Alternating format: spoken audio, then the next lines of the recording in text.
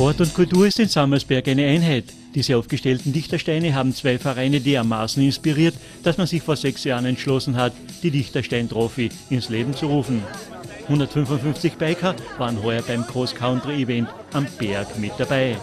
Der Erfolg gibt uns recht, wir haben heuer so viel Starter wie noch nie. Trotz der wirklich großen oder hohen Temperaturen haben wir ein Spitzenfeld gehabt beim Start. Man hat es gesehen, waren alle hoch motiviert. Den Athleten angeboten wird dabei eine Familienstrecke 8 Kilometer, 150 Höhenmeter, die klassische Dichterstein-Trophy-Strecke 34 Kilometer, 750 Höhenmeter und die Extrema mit 60 Kilometer, 1350 Höhenmeter. Also ich bin jetzt das 3. Mal am Start, einmal habe ich gewonnen, einmal bin ich voriges Jahr Vierter geworden, da habe ich einen Defekt gehabt. Ja, und heute schauen wir mal, wie es geht. Ohne Sturz durchzukommen und die Zeit vom vorigen Jahr zu toppen. Ja, die Strecke ist es geht relativ schnell weg, durch das es gerade bergab geht. Dann geht es keinen technischen Teil rein, mit Wurzelpassagen. Da muss man halt schauen, dass man eine gute Linie erwischt, wenn alles passt. Unten dann geht es flach raus, dann gibt es einen relativ steilen Anstieg auf. Ich glaube, da werden so die Sträubel vom Weizen drinnen. Und da ist halt wichtig, dass man am Drücker bleibt und vorne dabei ist. Ja, und Christoph Zahler war es auch, der die Extrema über 60 Kilometer gewinnen konnte. Die Zeit 2 Stunden 27 Minuten. Bei den Damen gewann die Extrema-Strecke die Kärntnerin Michaela Maley mit 3 Stunden und 12 Minuten. Der Sieger im klassischen Dichterstein-Trophy-Bewerb über 34 Kilometer, 150 Höhenmeter findet seinen Namen in diesem Siegerstein. Nach dem Vorjahr ist es auch heuer wieder der Kärntner Orfeo Duval. Er zu dieser Hitzeschlacht nahe 40 Grad. Ja, es war schwierig, also es war wirklich wichtig, sehr viel zu trinken schon im Vorhinein, vor dem Start schon.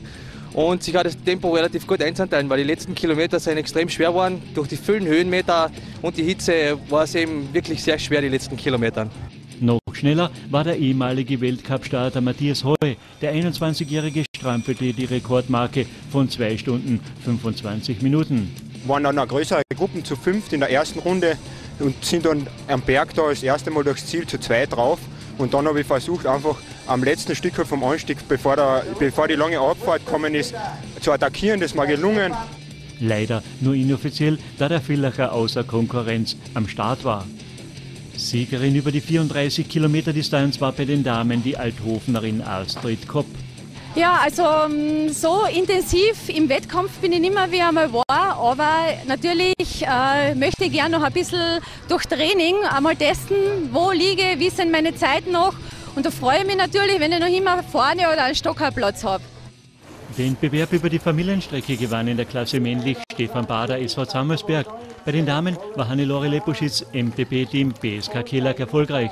Erfolgreich war aber auch die Gesamtorganisation.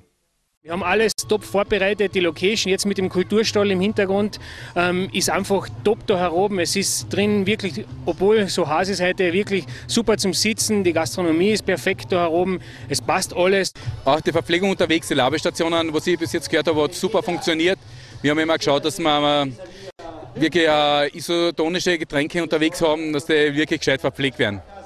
2 Vereine, ein Ziel, die Dichterstein-Trophy am Sammersberg hoch über Wädensfeld im Kärntner Gurktal, zugleich auch Kärntner Landesmeisterschaft der BSK Kelag.